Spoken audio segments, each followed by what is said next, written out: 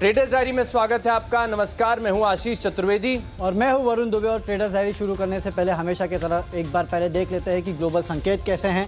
तो अगर आप ग्लोबली देखें तो थोड़ा बहुत सुस्ती के संकेत साफ नजर आ रहे हैं। एसजीएक्स निफ्टी को आप देख लीजिए, वहाँ लाल निशान में कारोबार हो रहा है। करीब 40-42 पॉइंट के आसपास की गिरावट वहाँ देखने मिल रही है।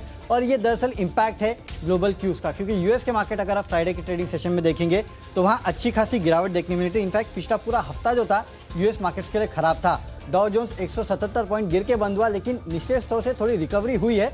वहाँ आप देखिए आशीष, एक बात साफ नजर आ रही है कि जितनी पॉजिटिव न्यूज़ थी वो डिस्काउंटेड थी, और वो जैसे आती है कहीं ना कहीं मुनाफा वसूली देखने मिलती है। आप नतीजे देखिए, energy companies, telecom companies, JP Morgan, Citigroup, इन सब के नतीजे काफ़ी बेहतरीन आए, लेकिन उसके बाद मुनाफा वसूली देखने मिली। और वही ट्रेंड आपको इंडियन मार्केट्स में देखने मिल रहा है। आप आईटी कंपनीज देख लीजिए, अच्छे नतीजे आने के बाद किस तरह की पिटाई आईटी कंपनीज की हुई।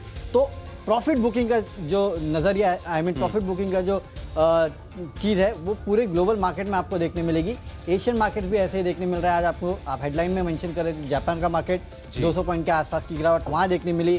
शंघाई देखिए, वहाँ लाल निशान में कारोबार हो रहा है। तो अक्रॉस सुस्ती है। इसी सुस्ती की बात हम फ्राइडे के ट्रेडिंग सेशन में भी कर रहे थे कि कहीं ना कहीं मार्केट में सुस्ती देखने मिल रही है। बिल्कुल। तो वही सुस्ती शायद आपको इंडियन मार्केट में भी देखने मिलेगी। सिर्फ एक बात अच्छी है, आज यूएस के मार्केट्स बंद रहेंगे। मार्टिन लूथर किंग डे के चलते यूएस के मार्केट्स बंद रहेंगे, तो शायद यूएस से क्यूज नहीं मिलेंगे। लेकिन डाउ फ्यूचर्स मेरे ख्याल से अभी भी ट्रेड कर रहे हैं, तो डाउ फ्यूचर्स भी एक बार देख लेते हैं कैसे संकेत है। लाल निशान तो cross it's red starting of the week. अच्छा वरुण, एक और चीज़ है कि आप जिस तरीके से देखें, स्टॉक्स में देखने को मिला था ना एक रैली बढ़िया, स्मॉल कैप में, मिड कैप में, वो मोमेंटम मुझे नजर आ रहा है कि कहीं ना कही फेड हो रहा है। आप पहले आप 2 हफ्ते पहले देखिए कितने स्टॉक्स ऐसे थे जो आपको ब्रेकआउट के संकेत दे रहे थे। अब जो इनकी लिस्ट है ना, वो बहुत कम होती जा रही है। आप कैसे देख रहे हैं बाजार को? अब एक्चुअली वो ढूंढना पड़ रहा है कि कौन सा स्टॉक बचा है जो चलना बचा है। और आशीष, इसी को कहते हैं लास्ट लेग ऑफ रैली। बिल्कुल। जब आपके सारे स्टॉक आपने कहीं से देख लिया, किसी स्टॉक को 10-20% चल गया जी, इसे कहते हैं लास्ट लेग ऑफ रैली। तो ये वो लास्ट लेग ऑफ रैली है, नो डाउट। ये नहीं कह रहा हूँ कि मैं बुल मार्केट खत्म हो गया, बट हाँ थोड़ा कंसोलिडेशन होगा यहाँ पे। और वैसे भी बजट आने वाला है, तो बजट के पहले थोड़ा गैप तो चाहिए आगे बढ़ने का। तो जाहिर सी बात है थोड़ी बहुत मुनाफा वसूली आपको देखने मिलेगी। तो वही मार्केट में ट्रेंड देखने मिलेगा। एटलीस्ट मेरे ख्याल से अगले हफ्ते तक, बजट के 1-2 दिन पहले तक शायद आपको इसी तरह का कंसोलिडेशन देखने मिल सकता है मार्केट में। कहीं ना कहीं दोनों तरफ के मूवमेंट होंगे। मतलब मार्केट जो है चॉपी होगा और ट्रेडर्स का पेशेंस टेस्ट करेगा। पेशेंस टेस्ट करेगा, ये बात तो सही है। आपको हो सकता है कुछ स्टॉक देखने मिले कि दिन में 10-10% भी गिर जाए। काफी कम स्टॉक्स ऐसे। अच्छा, ऐसे भी स्टॉक्स हो सकते हैं जो इंट्राडे में मूव ना करे, लेकिन आप थोड़ा पोजीशनल वीकली व्यू बनाए तो आ जाए, ये हो सकता है। तो इसके लिए थोड़ा ध्यान से ट्रेड कीजिएगा, पेशेंटली। और इसके लिए मैं इतने दिन से आपको बोला था, टेक्नो फंडा याद रखिए, टेक्नो फंडा क्वालिटी के साथ रहना है। क्वालिटी के साथ रहिए। क्वालिटी में अगर आपको गिरावट भी होगी ना, तो हो सकता है बजट के बाद फिर से रिकवरी और फिर से आप लाइफ हाइज बनाते हुए दिखाई दे, तो उसकी चिंता नहीं है। अगले 1-2 हफ्ते थोड़े चौपी रहने। तो मतलब 20 क्वालिटी स्टॉक्स की जो सूची है तैयार है, शुरुआत कर लेते हैं। करिए। कैश पहली जो कैटेगरी होती है कैश, इसमें मैंने चुना है एशियन ग्रेनाइटो को। यहाँ पर अगर आप देखें तो स्टॉक में मुझे नजर आ रहा है कि कहीं ना कहीं एक ब्रेकआउट ड्यू है। हालांकि जिस तरीके का स्ट्रक्चर है, थोड़ा हो सकता है कि एक साइडवेज कंसोलिडेशन देखने को मिले, लेकिन अगर बाजार में दिन के दौरान बढ़िया रिकवरी आती है तो मैं मान रहा हूँ कि यहाँ पर भी तेजी देखने को मिलेगी। अच्छा खासा स्ट्रक्चर है, ब्रेकआउट ड्यू है। यहाँ पर 305 रुपये का लक्ष्य होगा। अगर आज नहीं तो कल परसों 2 से 3 दिन का समय आप इस स्टॉक को दे सकते हैं, और करीब 291 रुपये का आपको स्टॉप लॉस लगाना है, खरीदारी करेंगे। चलिए, तो कैश का काउंटर जो मैंने चुना है वो भी ए लेटर से ही है, और वो है अपोलो पाइप्स का काउंटर। यहाँ देखिए, इस कंपनी को हम ज़्यादातर हमारे टीम में लेते नहीं हैं, लेकिन इस कंपनी के नतीजे इतने बेहतरीन आए हैं कि मजबूर हो चुके हैं इस कंपनी को अपने टीम में लेने के लिए। इसके लिए आज का जो कैश का काउंटर है वो मैं अपोलो पाइप्स को दे रहा हूँ। यहाँ पे कंपनी के नतीजे देखिए। कंपनी की रेवेन्यूज़ 28% बढ़ी है, एबिटा 135% बढ़ा है, एबिटा मार्जिन 10.65% से बढ़ के 19.5% पे है, यानी करीब 9% के आसपास, 900 बेसिस पॉइंट के आसपास की बढ़ोतरी है। और मुनाफा कंपनी का 140% बढ़ा है। ये जो रिजल्ट्स है वही काफ़ी है ये बताने के लिए कि क्यों हमने इसको अपने टीम में चुना है। इसके लिए 755 के लक्ष्य आपको ट्रेड करना है। यहाँ पे इंट्राडे के लिए 725 का आपको एक स्टॉप लॉस रखना है। और इस कंपनी के नतीजे का इम्पैक्ट आपको अक्रॉस पाइप कंपनीज जो है उस पर देखने मिलेगा, जो सीपीवीसी पाइप्स बनाती है उसमें। इसके लिए आगे भी एक काउंटर लिया है मैंने अपने टीम में, जो सीपीवीसी पाइप्स बनाने की कंपनी है। लेकिन शुरुआत करता हूँ अपोलो पाइप्स के साथ। अब चलते हैं अगली कैटेगरी की तरफ, जो कि है फ्यूचर्स का स्टॉक। अब देखिए, यहाँ आज कुछ स्टॉक्स मैंने ऐसे भी लिए हैं जहाँ पे शायद थोड़ा प्रेशर रह सकता है, और उसमें एक है ओएनजीसी, जहाँ पे फ्यूचर्स में आप बिकवाली करके चल सकते हैं। देखिए, फंडामेंटल कोई बहुत बड़ी दिक्कत नहीं है, ठीक है, कच्चा तेल यहाँ वहाँ होता रहता है, लेकिन एक तो सेंटीमेंट थोड़ा वीक है, दूसरा कच्चा तेल देखिए ओवरनाइट 2% गिरा है। कच्चे तेल के दाम में रैली आई, वो एक अच्छी बात थी। उसके चलते आपने ONGC, गेल जैसे स्टॉक्स में अच्छी खासी रैली देखने मिली। लेकिन हमने आपको तभी भी कहा था, इन जो कच्चे तेल के दाम में रैली आ रही है, ये रैली इसके लिए है क्योंकि सऊदी अरेबिया ने अपना प्रोडक्शन कट किया है। कहीं ना कहीं वो प्राइजेस को सपोर्ट करने की कोशिश कर रहे थे, लेकिन आप प्राइजेस को भी एक लिमिट तक सपोर्ट करोगे, और वो अब देखने मिल रहा है कि प्राइजेस का जो सपोर्ट था वो खत्म हो गया। अब जो आ रहा है वो डिमांड को लेके कंसर्न है, और वो डिमांड का कंसर्न जो है उसके वजह से कच्चा तेल 2% के आसपास गिरा है। नो डाउट फंडामेंटल स्टोरी अभी भी ONGC की इंटैक्ट है। एक दिन में कुछ बड़ा बदलता नहीं है, लेकिन एक दिन में सेंटीमेंट जरूर बदल जाते हैं, और उस वीक सेंटीमेंट को आपको प्ले करना है। इसके लिए यहाँ के फ्यूचर में बिकवाली करके चलेगा। 99 के लक्ष्य के लिए 103 का आपको स्टॉप लॉस रखना है। याद रखिए 199 ये इंपॉर्टेंट सपोर्ट है। अगर इसको ब्रीच किया तो फिर 95 तक चला जाएगा। अगर ब्रीच नहीं किया तो हो सकता है आने वाले दिनों में रिवर्सल देखने मिले। इसके लिए स्टॉप लॉस और टारगेट जो है काफ़ी स्ट्रिक्ट रखना आपने। चलिए, जो फ्यूचर्स में है खरीदारी करने का स्टॉक होगा बैंकिंग स्टॉक कैनरा बैंक। और यहाँ पर अगर आप देखें ना तो थोड़ी सी यहाँ पे मुझे एक विडंबना सी नजर आई। कल रात को जब मैं चार्ट स्क्रीन कर रहा था तब मैंने इसे शॉर्टलिस्ट किया था बेचने के लिए, लेकिन आज सुबह मैंने देखी कि खबर आती हुई दिख रही है कि कहीं ना कहीं बाजार में तो पहले से थी कि जो DHFL का रेजोल्यूशन प्लान है, हमने आपको पहले ही बता दिया एक्सक्लूसिव खबर के तौर पर कि DHFL का जो रेजोल्यूशन प्लान है उसको COC ने मंजूरी दे दी है। अब बैंकिंग्स में देखें तो सबसे ज़्यादा एक्सपोजर है स्टेट बैंक ऑफ इंडिया का, दूसरे नंबर पर है कैनरा बैंक का। मैं मान रहा हूँ कि देखिए हेयर कट होगा, लेकिन कहीं ना कहीं इससे पहले उन्होंने प्रोविजनिंग कर रखी होगी। अब थोड़ी बहुत तो पैसे इन्हें मिलते हुए नजर आएंगे, तो एक फंडामेंटली या फिर आप कह लीजिए एक सेंटिमेंटल इम्पैक्ट देखने को मिल सकता है। कैनरा बैंक अच्छी बात है, पिछले 2 से 3 दिनों के अंदर बिल्कुल परफॉर्म नहीं किया, थोड़ी बहुत गिरावट ही देखने को मिली। तो मुझे लग रहा है इस खबर के चलते स्टॉक्स में तेजी देखने को मिल सकती है। 144 रुपये का लक्ष्य होगा, और आपको स्टॉप लॉस लगाना है केवल 2-2.5 रुपये नीचे 135 रुपये का। ऑप्शंस के तौर पर मैंने बिकवाली वाला स्टॉक चुना, और इनफैक्ट काफ़ी समय से स्टॉक के ऊपर मैं बेरिश हूँ, वो है टाइटन। थोड़े दिन पहले भी मैंने आपको यहाँ पर एक पुट ऑप्शन रिकमेंड किया, तो वहाँ से गिरावट भी बढ़िया देखने को मिली। अच्छी खासी जो पुट ऑप्शन है उसमें तेज़ी भी देखने को मिली थी। लेकिन मैं मान रहा हूँ कि जिस तरीके के वैल्यूएशन है ना, और अब जो पूरा फेस्टिव सीजन था, पेंटअप डिमांड थी, खत्म होती हुई नज़र आ रही है। कंपनी का कारोबार नो डाउट बहुत बढ़िया, हमेशा स्टॉक ने अच्छा रिटर्न ही दिया है। लेकिन वैल्यूएशंस और बाजार में अगर साइडवेज मूवमेंट आता है तो जो महंगे स्टॉक्स हैं वहाँ पर हल्की फुल्की आपको प्रॉफिट बुकिंग देखने को मिलती है। और ऐसे समय में टाइटन के जो 1480 रुपये का पुट ऑप्शन है, यहाँ पर आपको खरीदारी करनी है। बिल्कुल एट द मनी दे रहा हूँ। देने का कारण यह है कि अगर यहाँ से थोड़ी भी गिरावट आती है तो डेल्टा ज़्यादा होगा, तो हमारे जो लक्ष्य है वो इंट्राडे में हासिल हो जाएंगे। यहाँ पर आपको 1480 के पुट ऑप्शन में खरीदारी करनी है 51 रुपये के लक्ष्य के लिए, और करीब 27 रुपये का आप स्टॉप लॉस लगाइए। चलिए, तो ऑप्शंस में आपने एक बिकवाली का कॉल दिया है, मैं भी ऑप्शंस पे एक बिकवाली का ही कॉल दे रहा हूँ, और वो है PNB का। देखिए आशीष, जैसे कि आपने कहा कि चार्ट्स पे तो वीकनेस साफ नजर आ रही है, जितनी सरकारी कंपनीज है या फिर PNB और कैनरा बैंक जैसे कम स्टॉक्स है उनमें नो डाउट आज वो जो पिरामल का रेजोल्यूशन हुआ है, DHFL का रेजोल्यूशन हुआ है, उसका इंपैक्ट शायद आपको इन सरकारी कंपनीज में देखने मिलेगा, सरकारी बैंक्स में देखने मिलेगा। लेकिन ये कितने टिकेंगे ना आशीष, इसकी कोई गारंटी नहीं है। तो इसके लिए मैंने PNB का जो पुट ऑप्शन है 35 का, वहाँ पे मैं आपको खरीदारी की सलाह दे रहा हूँ। हो सकता है कि आपको स्टार्टिंग में PNB थोड़ा ऊपर जाते हुए दिखाई दे, तो थोड़ी देर रुकिएगा, है ना, स्टार्टिंग के 15-20 मिनट रुकना, उसके बाद ये कॉल लेना, तो आपके लिए शायद ज़्यादा फायदेमंद ये कॉल रहेगा। 35 का जो पुट ऑप्शन है वो खरीदेगा, 1.8 के आसपास के आपको लक्ष्य देखने मिल सकते हैं, 1.3 का आपको एक स्टॉप लॉस रखना है। याद रखिए 15 मिनट रुकना, उसके बाद ये कॉल लेंगे तो आपके लिए ज़्यादा बेनिफिशियरी रहेगा। तो आशीष, एक सेल कॉल आपने दिया, राइट? बिल्कुल, लेकिन मैंने 2 ले लिए, तो 6 में से 3 बाई कॉल्स और 3 सेल कॉल्स हम दे चुके हैं। ऑप्शन के कॉल्स तो हमने डिस्कस कर लिए। अगली कैटेगरी है टेक्नोपिक। वरुण बताइए। देखिए फिर से टेक्नो फंडा स्टॉक जो है, जो मुझे काफ़ी पसंद आता है, वो है हैप्पीएस्ट माइंड। फंडामेंटल स्टोरी में कोई प्रॉब्लम नहीं है, ये तो है। पिछले 2 दिन की आप कैंडल निकाल के देख लीजिए इस काउंटर की। एक छोटी कैंडल हरी वाली बनी, उसके बाद एक बहुत बड़ी हरी कैंडल बनी है, जो कि आपको साफ दर्शा रही है कि काउंटर में मोमेंटम काफ़ी अच्छा है, और इस काउंटर में तेज़ी आगे भी जारी रहने वाली है। इसके अलावा खबर यह है कि BNP पारिबास आर्बिट्राज फंड ने इस काउंटर में 9.25 लाख शेयर्स खरीदे हैं, और खरीदारी की है 368 के भाव पे। मुझे लगता है यहाँ ये स्टॉक रुकने वाला नहीं है। इनफैक्ट 400 के ऊपर भी ये स्टॉक आपको निकलते हुए दिखाई देगा। टेक्निकली स्ट्रांग लग रहा है, मोमेंटम है, खरीदारी करके चलेगा। इस खबर का भी इंपैक्ट आपको इस काउंटर पे देखने मिलेगा। 390 के लक्ष्य खरीदारी करना है, 370 का आपको यहाँ पे एक स्टॉप लॉस रखना है। चलिए, टेक्निकली मुझे पसंद आ रहा है कोरोमंडल इंटरनेशनल। इस स्टॉक का चार्ट पैटर्न डेली और वीकली चार्ट्स पर अगर आप देखेंगे तो आपको एक अक्यूमुलेशन नजर आएगा। आपको ये नजर आएगा कि जब भी स्टॉक में हल्की फुल्की गिरावट होती है तो जो स्ट्रॉन्ग हैंड्स है वो स्टॉक को लगातार अक्यूमुलेट करे, जिसके चलते एक स्ट्रक्चर ऐसा बन गया है कि जो ब्रेकआउट के संकेत दे रहा है। यहाँ से अगर ब्रेकआउट होता है तो मैं मान रहा हूँ कि बढ़िया सस्टेनेबल तेजी देखने को मिलेगी। तो ये इंट्राडे का कॉल नहीं है, पोजिशनल व्यू बनाकर चल सकते हैं। और वैसे भी जिस सेक्टर की ये कंपनी है ना, फर्टिलाइजर, एग्रोकेमिकल, इस स्पेस में अगर आप देखें तो बजट से पहले मोमेंटम काफी ज्यादा स्ट्रांग हो जाता है, क्योंकि एक बात तो निश्चित है, इस सेक्टर के लिए कुछ खराब नहीं होगा। खराब होगा तो हो सकता है कि थोड़ी बहुत short term pain long term gain वाली स्टोरी देखने को मिले, लेकिन सरकार जो है ना यहाँ पर कभी भी कुछ ऐसी रणनीति नहीं बना सकती जो इनके सेक्टर के लिए खराब आते हुए दिखे।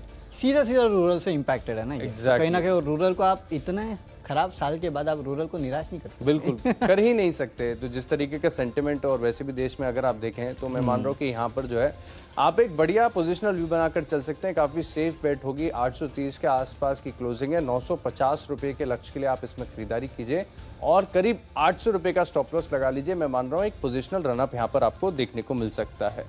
चलिए, जो अगली कैटेगरी है वो है फंडा पिक, और यहाँ पर मैंने एक स्मॉल कैप फार्मा कंपनी को चुना है, यूनिकेम लैब्स। दरअसल मुझे याद आता है कि पिछली तिमाही में जब कंपनी के नतीजे आए तो नतीजे टर्न अराउंड देखने को मिले थे। घाटे के बदले कंपनी ने जो है मुनाफा दर्ज किया। तो इससे पहले अगर आप देखें तो जून तिमाही के बाद से कंपनी का कहीं ना कहीं प्रदर्शन सुधरता हुआ नजर आया था। उससे पहले लगातार कंपनी जो है एक लॉस रिपोर्ट कर रही थी। अब देखिए, फंडामेंटल तौर पर अगर आप देखें ना तो आपको नतीजों में एक टर्न अराउंड देखने को मिलेगा। और वैसे भी अगर आप देखें तो इस कंपनी जो दूसरे अन्य फार्मा कंपनीज के हिसाब से देखें तो थोड़ी सी आपको अंडर वैल्यूड नजर आएगी। तो इससे पहले कुछ कंसर्न्स थे, इन्होंने अपना एक कारोबार बेचा हुआ था, उसका एक इम्पैक्ट देखने को मिला था। लेकिन अब जो स्थिति है ना वो सुधरती जा रही है और सेम जो रिफ्लेक्शन है आपको टेक्निकल चार्ट्स पर भी देखने को मिलेगा। यानी ये मेरी तरफ से एक टेक्नो फंडा पिक होगी और यहाँ पर जो है आप पोजिशनल व्यू बनाकर चल सकते हैं। 350 रुपए का लक्ष्य होगा, लेकिन यहाँ पर आपको कॉशियसली स्टॉप लॉस जरूर ध्यान में रखना है। स्टॉप लॉस बेहद टाइट दे रहा हूँ क्योंकि इसके नीचे जब तक नहीं जाता है तब तक आपका जो ट्रेंड है वो पॉजिटिव बना हुआ है। 267 रुपीज का स्टॉप लॉस लगाकर आप यहाँ पर खरीदारी कीजिए। 340 का लक्ष्य होगा। चलिए, तो यूनिकेम लैब्स वो काउंटर है जो कि फंडामेंटली अच्छा लगता है, लेकिन फंडामेंटली और इन्वेस्टमेंट आशीष दोनों मुझे जो काउंटर पसंद आते हैं वो दरअसल आपके सेक्टर के हैं, मेटल्स एंड माइनिंग। अच्छा। तो फंडामेंटल पहले है एनएमडीसी और इन्वेस्टमेंट है सेल। बताता हूँ रीजन क्या है।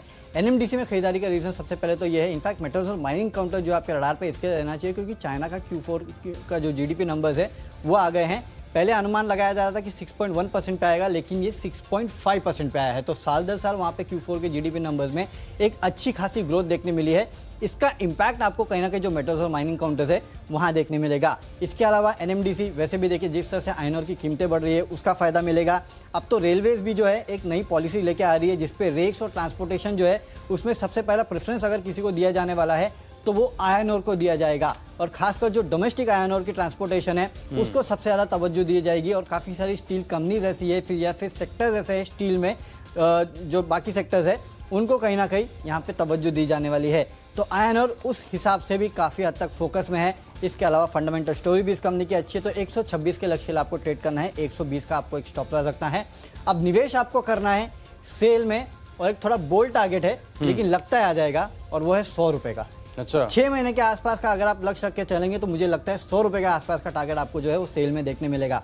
देखिए, वैसे भी इस कंपनी के ओएफएस को काफ़ी बेहतरीन रिस्पॉन्स देखने मिला है। भले वो रिटेल हो नॉन रिटेल हो, सब चाहते हैं कि हम कहीं ना कहीं इस कंपनी के ओएफएस में पार्टिसिपेट करें और कहीं ना कहीं स्टॉक खरीदे। ये आपको दिखाता है कि सेल में कितना इंटरेस्ट है लोगों का। अब इस कंपनी के नतीजे जो आएंगे वो भी काफ़ी बेहतर आने वाले हैं। One of the best results in metals and mining आपको अगर किसी कंपनी के देखने मिलेंगे तो वो सेल के देखने मिलेंगे। और ये ऐसा नहीं है कि पहले क्वार्टर हो रहा है, लगातार अगर आप देखेंगे तो क्वार्टर दर क्वार्टर इस कंपनी के नतीजे जो है वो सुधरते जा रहे हैं। मुझे लगता है one of the best stock to hold on in steel sector SAIL रहेगा। इसको आप खरीद के चलिएगा। 100 रुपये के आसपास के लक्ष्य आपको ये 6 महीने में दिखा सकता है। मुझे लगता है कि देखिए, आप बाकी वैल्यूएशन छोड़िए लेकिन एक साइकोलॉजिकल लेवल जो होता है ना वो कहीं ना कहीं इस काउंटर में प्ले करते हुए दिखाई देगा। बाकी स्टॉक्स अगर आप देखेंगे तो 250, 300, 800 रुपये के आसपास के स्टॉक है। ये एक मात्र फंडामेंटल काफ़ी स्ट्रॉन्ग स्टॉक है जो कि इस लेवल के आसपास ट्रेड करता है। ओएफएस को अच्छा रिस्पॉन्स मिला और जैसे चाइना का मैं आपको बता रहा हूँ और जैसे रेलवे नया पॉलिसी ला रहा है, काफ़ी सारे ट्रिगर्स है जो इस काउंटर के लिए प्ले करते हुए दिखाई देंगे। 100 के लक्ष्य अगले 6 महीने में आपको दिखा सकता है। अच्छा, ये स्टॉक तो आपने शुक्रवार को भी बताया था। डेफिनेटली शुक्रवार को भी बताया था तब, क्योंकि इसका ओएफएस चल रहा था और मैं तब भी आपको कहा था कि ओएफएस चल रहा है, ओएफएस में भी खरीद के चलेगा। मेरे ख्याल से अभी एफएनओ के बैन में आ चुका है। उस दिन एफएनओ के बैन से बाहर निकला था, तो एक दिन बाहर निकला फिर से बैन में आ गया। इसके लिए मैं आपको कह रहा हूँ कि डिलीवरी लेके चलिएगा, कैश में खरीदेगा, नहीं तो मैं इसको एफएनओ में भी दे देता। अच्छा, यानी शुक्रवार को भी ये स्टॉक चला था और आगे भी बढ़िया आगे भी चलेगा, यहाँ रुकने वाला नहीं है इतने जल्दी। चलिए, निवेश के लिहाज से मुझे पसंद आ रही है asset management company Nippon asset management company जो है, यहाँ पर आपको खरीदारी करनी है। दरअसल अगर आप देखें तो फंडामेंटल एक गैप आपको नजर आएगा। HDFC AMC और Nippon life India asset management company में देखेंगे तो आपको थोड़ा सा एक वैल्यूएशन गैप नजर आएगा। स्टॉक ने अच्छी बात यह है कि अभी तक बिल्कुल भी परफॉर्म नहीं किया। जहां पर आप मार्च के निचले स्तरों से स्टॉक्स देखें जो ऑलमोस्ट डबल हो चुके हैं, स्टॉक कहीं ना कहीं अगर आप देखें तो अभी भी एक रेंज बाउंड ट्रेड देखने को मिल रहा है। हालांकि शुक्रवार के सत्र में इस स्टॉक के अंदर एक बढ़िया ब्रेकआउट देखने को मिला था, अच्छी तेजी यहाँ से मैं एक्सपेक्ट कर रहा हूँ कि अगले 3 महीने में अगर आप देखें तो ये 400-405 के आसपास का एक बड़ा लॉन्ग टर्म रेजिस्टेंस है। इसके आसपास ये स्टॉक फिर से आ जाएगा। 3 महीने का ही समय देना है, 400 रुपए के लक्ष्य के लिए यहाँ पर आप खरीदारी करेंगे। तो लिस्ट को आगे बढ़ाते हैं। अगली कैटेगरी है खबरों के दम पर, जहाँ पर आपको एक्शन देखने को मिलेगा। और यहाँ पर मैंने एक कंपनी, छोटी सी कंपनी है JBM ऑटो, यहाँ पर खरीदारी करने की राय दी। दरअसल अगर आप देखें तो खबर आती हुई ये देखिए कि कंपनी को जो है दिल्ली सरकार से करीब 700 CNG बसों का एक ऑर्डर देखने को मिला है। और इनफैक्ट अगर आप चार्ट पैटर्न्स देखें तो वो भी एक इशारा यही कर रहे हैं कि यहाँ से आपको एक तेजी देखने को मिलेगी।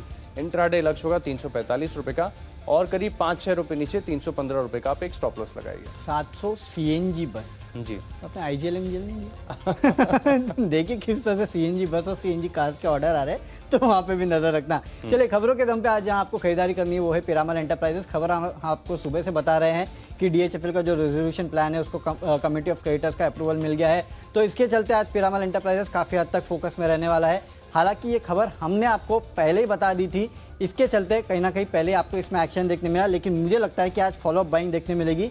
1670 के लक्ष्य के लिए खरीदारी करना है, 1600 रुपये का आपको एक स्टॉप लॉस रखना है। अब चलते हैं हमारी आखिरी कैटेगरी जो कि है माई चॉइस कैटेगरी।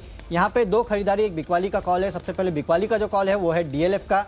देखिए, मार्केट में अगर यहाँ गिरावट आती है तो कुछ हाई बीटा नेम्स है जहाँ पे थोड़ा बहुत प्रेशर आ सकता है। इसके लिए DLF का फ्यूचर जो है वहाँ पे आप बिकवाली करके चल सकते हैं। 272 के लक्ष्य के लिए 285 का आपको एक स्टॉप लॉस रखना है। खरीदारी करना है फिनोलेक्स इंडस्ट्रीज में, क्योंकि पाइप कंपनियों के नतीजे जो है वो काफ़ी बेहतर आए हैं। अपोलो पाइप्स ने इसको आपको बता दिया है कि किस तरह के नतीजे पाइप कंपनीज के आने वाले हैं। इसका इंपैक्ट फिनोलेक्स इंडस्ट्रीज पे देखने मिलेगा। 646 के लक्ष्य के लिए खरीदारी करना है, 620 का स्टॉप लॉस रखना है। और केम्बॉन्ड केमिकल्स, इस कंपनी के नतीजे जो है काफ़ी बेहतर आए हैं। इस कंपनी का रेवेन्यूज़ देखिए अच्छी खासी बढ़ोतरी वहाँ देखने मिली है। क्वार्टर ईयर ऑन ईयर देखिए तो 67 करोड़ से बढ़ के 75 करोड़ पे आया है, और मुनाफा देखिए 2.5 करोड़ से बढ़ के 8.7 करोड़ पे आया है। तो इसका इंपैक्ट आपको इस कंपनी के नतीजे में देखने मिलेगा। 180 के लक्ष्य के लिए खरीदारी करना है, 172 का आपको एक स्टॉप लॉस रखना है। ये कंपनी वाटर ट्रीटमेंट केमिकल बनाती है। याद देखिए इसकी पीयर कंपनीज भी है, जैसे कि आयन एक्सचेंज है, अतुल लिमिटेड है, तो वहाँ पे भी नजर रखना, लेकिन नतीजों के चलते यहाँ पे आपको खरीदारी करना है। अच्छा, माई चॉइस में मेरे पास भी 2 स्टॉक्स खरीदारी की और 1 स्टॉक बिकवाली है। पहला वाला स्टॉक जो है बिकवाली का है, RBL बैंक। यहाँ पर आपको बिकवाली करनी है और तर्क सिमिलर है जो आपको वरुण ने बताया। जिस तरीके से अगर बाजार में हल्का सा कंसोलिडेशन या फिर गिरावट देखने को मिलती है तो हाई बीटा जो नेम्स हैं वहाँ पर आपको प्रॉफिट बुकिंग देखने को मिलेगी। 245 रुपये का लक्ष्य होगा, 255 का स्टॉप लॉस लगाइए। अगला स्टॉक है JB केमिकल्स, जहाँ पर आपको खरीदारी करनी है। स्टॉक कहीं ना कहीं अगर आप देखें तो कहीं खो गया है बाजार में, ज़्यादा चर्चा हो नहीं रही है, लेकिन जिस तरीके का स्ट्रक्चर है, पैटर्न है, मैं मान रहा हूँ कि फिर से जो है लाइमलाइट में आते हुए नजर आएगा। यहाँ पर करीब 1070 रुपये के लक्ष्य के लिए आप खरीदारी करेंगे और करीब 1032 रुपये का आपको स्टॉप लॉस लगाना है। आखिरी स्टॉक है मिडिल ईस्ट में ओरिएंट इलेक्ट्रिक, यहाँ पर भी आपको खरीदारी करनी है। स्पेस अगर पूरा देखें, FMEG स्पेस पूरा बजिंग है। मैं मान रहा हूँ कि यहाँ पर नतीजे भी बढ़िया देखने को मिल सकते हैं। इंट्राडे बेसिस पर भी अगर आप देखें तो तेजी देखने को मिलेगी। 245 रुपये का लक्ष्य होगा और करीब 227 रुपये का आप स्टॉप लॉस लगाइए। चलिए, तो स्टॉक्स की सूची तो पूरी हो चुकी है। एक बार फटाफट रिकैप कर लेते हैं कि कौन से स्टॉक्स को हमने अपने टीम में जगह दी है। कैश का काउंटर, जहाँ पे आपको खरीदारी करना है, अपोलो पाइप, नतीजे अच्छे हैं, उसके चलते आज तेजी बनेगी।